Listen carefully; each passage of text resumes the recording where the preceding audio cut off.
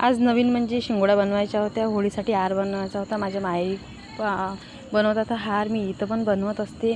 यावर्षी वेदून पण बनवू लागला. आधी चुलीची राख काढली, मग बनवायला घेतली. वेदू म्हणत होती मम्मा मी बनवू लागते. मला खूप चांगलं वाटलं, कारण की तिला पण माहीत पाहिजे की बा या हाराची काय मान्यता असते.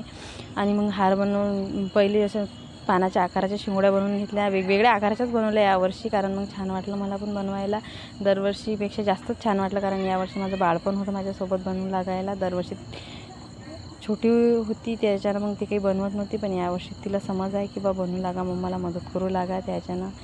आणि मग वेगवेगळ्या बनवल्या होत्या. चंद्र बनवला होता, सूर्य बनवला होता, आणखी चांदणी बनवली होती, 5 मानाच्या गौऱ्या बनवल्या होत्या. आता नंतर त्या वाळू घालणार उन्हामध्ये, कारण मग होळीपर्यंत त्या सुकून जातात.